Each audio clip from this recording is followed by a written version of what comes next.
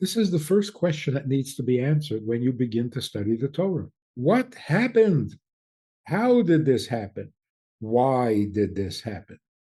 And so this week's portion is a very significant one.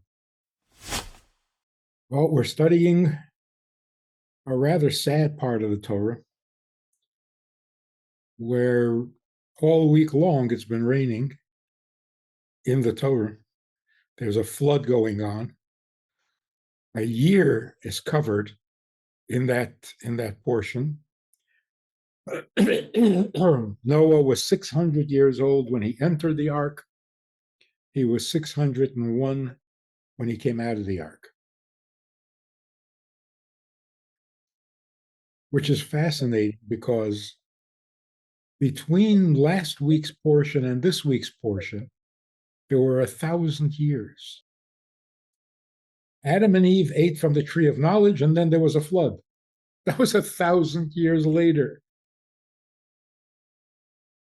So that 1,000 years had nothing special to report.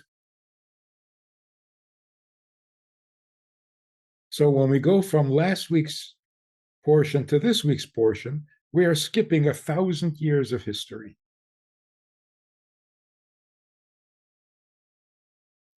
Because nothing significant happened.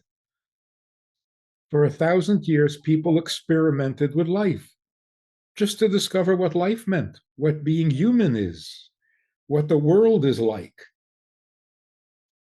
And they became very smart, but not very moral. Now, the second portion in the Torah devotes an entire section on 1 year. Well, almost the entire thing. Animals 2 by 2, the kosher ones 7 by 7. The ark had 3 floors. The waters came for 40 days and 40 nights, and then it receded month after month. An entire year is described in great detail. So 1,000 years are insignificant, and then we have this 1 year that gets all this detailed description. Must be something very powerful in the relevance of it, that this story would be relevant forever and ever. What exactly is the relevance of this story?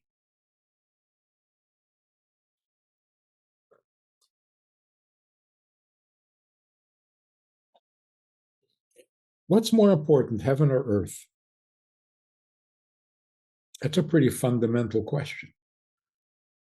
In God's view, what is more important? What is more significant, heaven or earth?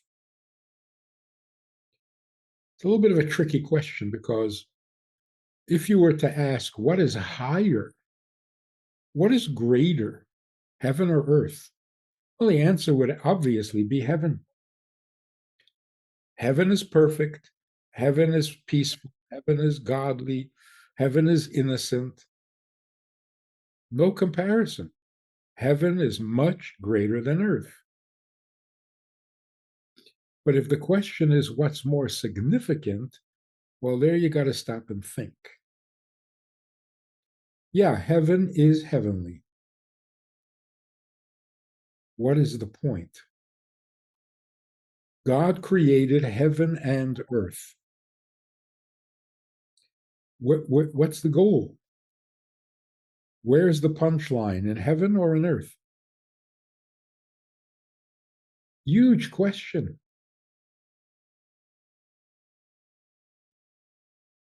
If you reduce it down to a very practical application, what's more significant, your generosity or your charity? Generosity means a personality trait. You're a generous person. Charity means you actually gave someone a meal or a dollar bill. What's more important, the giving of charity or being a generous person? What's greater? Oh, being a generous person is much greater. It's who you are. But again, if the question is what's more significant, and it's not such a simple answer. Do we try to be generous so that we would give charity? Or do we practice charity so that we develop into generous people? What is the bottom line? What is the objective of creation? Now, it makes sense that heaven cannot be the objective of creation.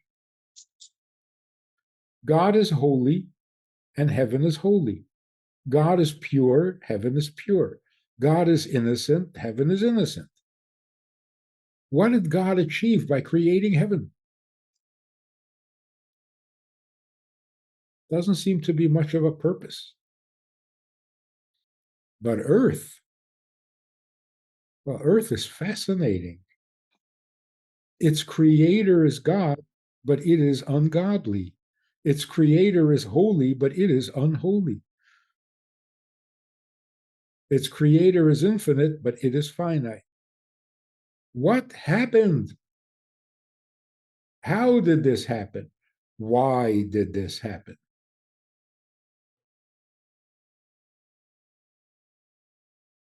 Far more intriguing than heaven. God created angels on the second day of creation, on Monday.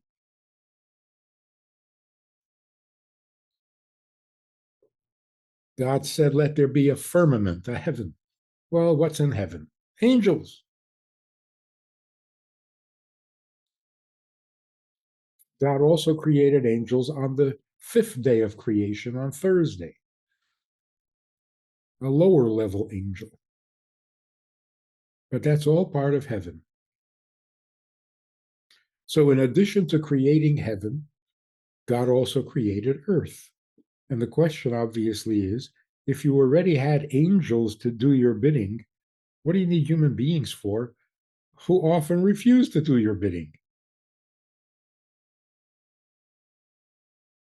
Good question.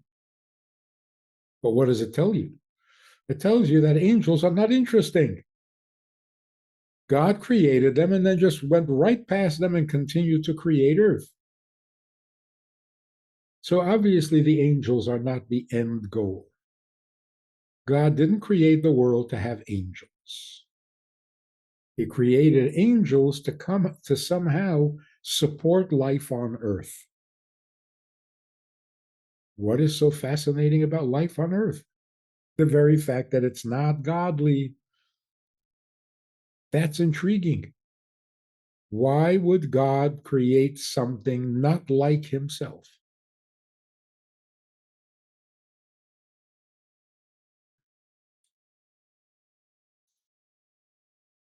This is the first question that needs to be answered when you begin to study the Torah. And so this week's portion is a very significant one. God created heaven and earth. Sounds glorious. And then the very next chapter, the very next portion is people were so bad, God had to wipe them all out and wipe them off the face of the earth. What happened? How? How did things go so bad so fast?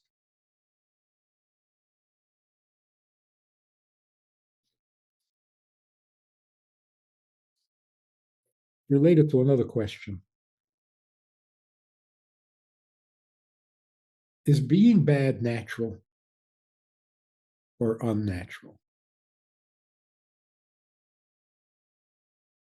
Are we by nature bad?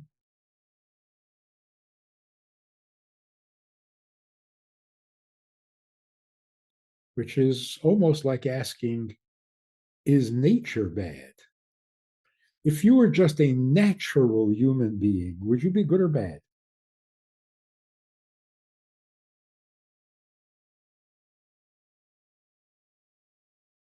Bad enough to be erased from the earth, wiped off the face of the earth. Wiped off the face of the earth actually means something very positive, in a sense. When Noah came out of the ark, He should have found all the roads and all the streets littered with dead bodies, swollen, distorted from drowning. Would have been a very nasty world to walk into. And yet, there was not a single dead body anywhere. Why? Because the Torah says the people were wiped off the face of the earth. They were not on the surface of the earth, they were buried. So that when Noah came out of the ark, it was a beautiful, fresh world. But the point is, the people were so bad that they were no longer welcome on God's world. How did that happen?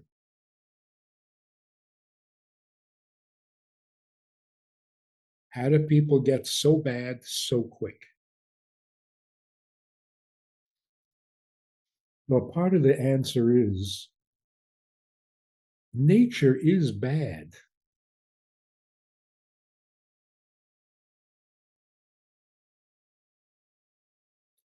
In the world of nature, there is death.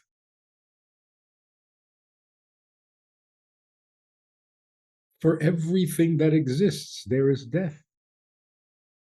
Living things die, flowers, plants wither, objects rust and fall apart.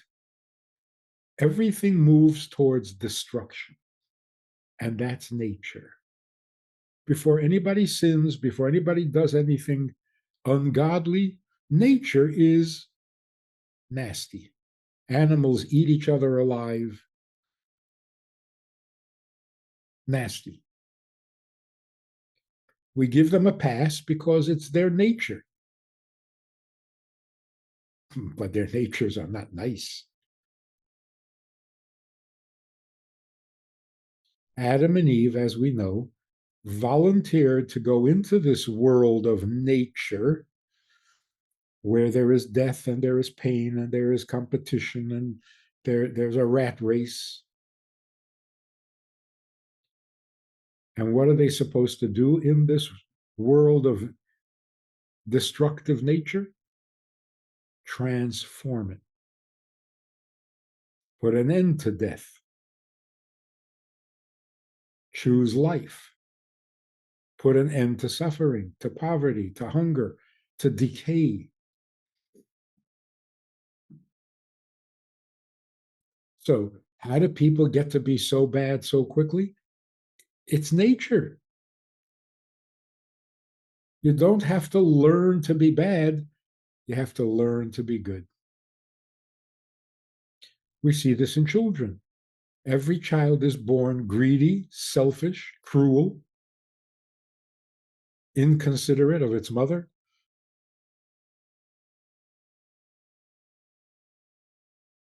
We try to make a mensch out of this little animal.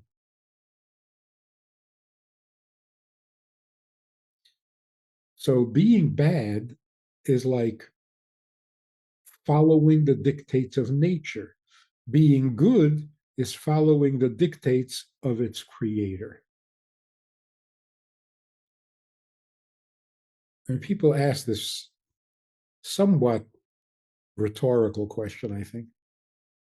What's so bad about murdering?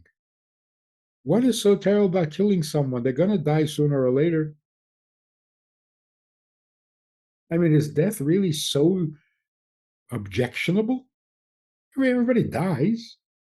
So you die now, you die later. What is the big deal with this? In other words, when you kill, you're acting according to the dictates of nature. Nature kills, and you're killing along with it. So what's so terrible? Well, if you believe in nature, then it's not so terrible. If you worship nature, you do what nature does. Nature kills, you kill. Nature steals, you steal. Every being takes whatever it wants from everybody else. Trees, roots in the ground compete with each other. One plant kills off the other in competition for survival. So if you steal from another person, what are you doing? You're acting natural.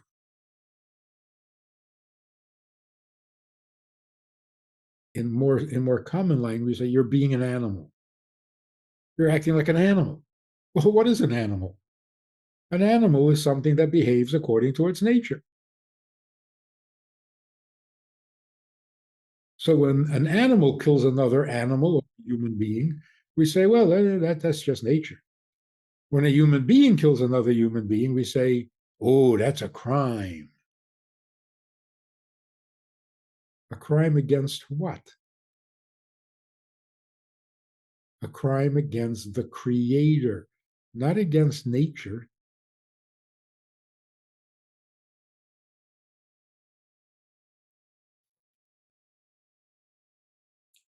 All of that we see very vividly in the story of the flood.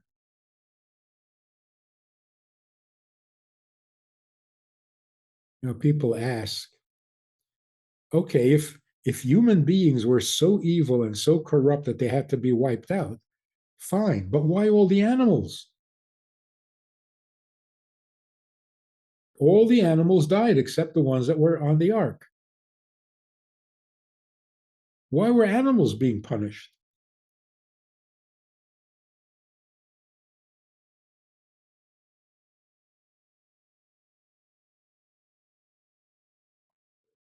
Well, now maybe we'll understand. They weren't being punished. Nature itself needed to be rewritten, redesigned. We had to stop worshiping nature. So if the animals had survived after the flood, people would have gone right back to being animals again, attributing the flood only to the misbehavior of people, not to the inherent negativity of nature. The worship of science can be very evil. All of Nazism, the whole Nazi philosophy was based on science. It was all based on Darwin's theory of evolution. The Nazis literally applied Darwinian thinking to actual life, survival of the fittest. Well, okay, we are the fittest. We're going to survive, and those who are not as fit got to go.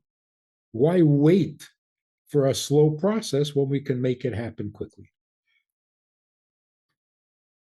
So, why did they have no conscience whatsoever when they killed people, gassed people? They were just being natural. They were in harmony with nature.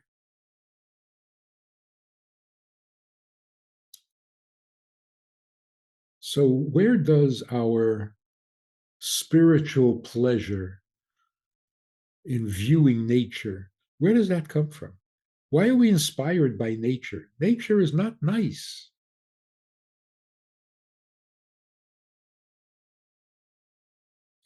So the truth is, we're not inspired by nature.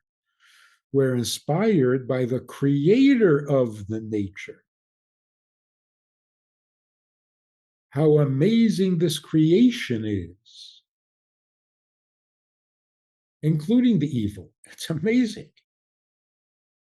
How did God perform this? How did God create this? Why does all of this exist?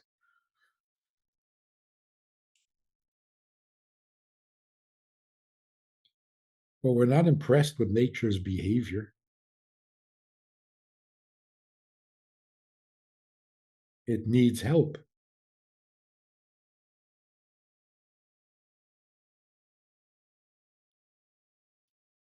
So, to put it in more practical terms, if I have a spare hour, should I sit and meditate on the greatness of God? Should I think about how much I love God and how much I fear God and how grateful I am to God? Or should I look around and see who needs a little help?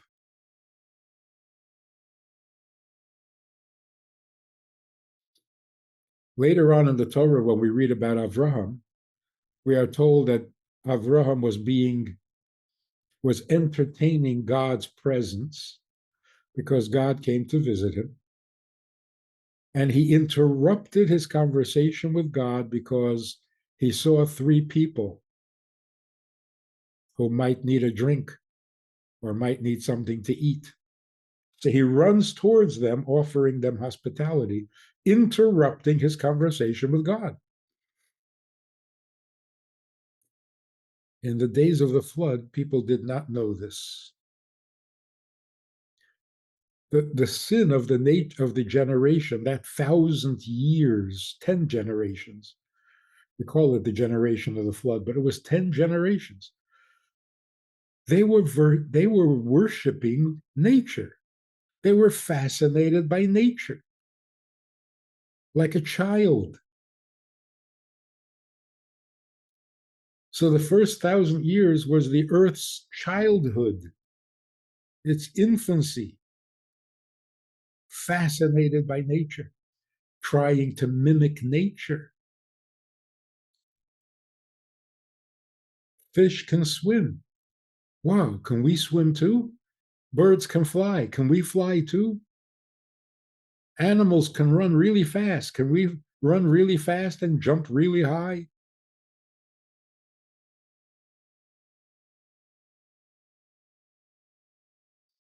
And they perfected all of these things. They just couldn't care less for each other. Like children, they're busy growing themselves and they have no time for sympathy or empathy or for charity. It's every man for himself. Survival according to nature. So the flood actually represents the end of that philosophy. Time to grow up, childhood is over. You can't be fascinated by nature, you have to start taking charge of nature. And that is so clearly indicated when God says to Noah, build an ark, gather some animals, we're going to start a whole new world. The world until now, it's over.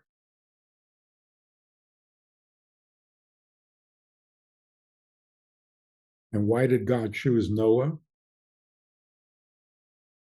Torah tells us very clearly, because Noah walked with God.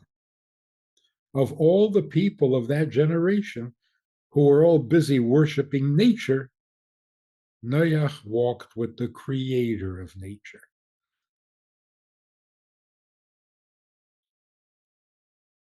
And I guess he influenced his family as well.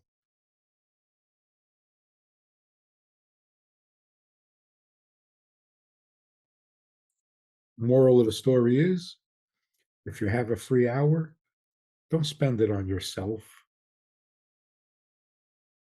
Don't just do what comes natural. Do something unnatural, supernatural. Do something to repair nature. Nature moves towards death, you move towards life. There's illness in the world, see what you can do to heal people. Nature is competitive and greedy, well, see what you can do to be more charitable and empathetic. Defy nature. Like Noah, walk with God, don't walk with nature. If you enjoyed this conversation or this topic and you're looking for more information, or you want to hear it again from another angle, there is a way to do that. And that is in this book. It's all there. Order it from Amazon. You can read it, reread it, and share it.